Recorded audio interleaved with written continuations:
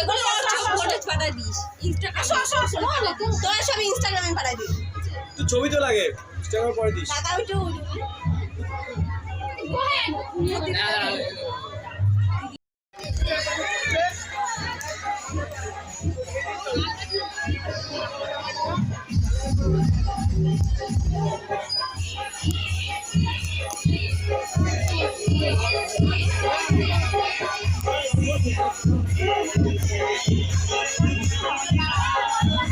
চলো সামনে।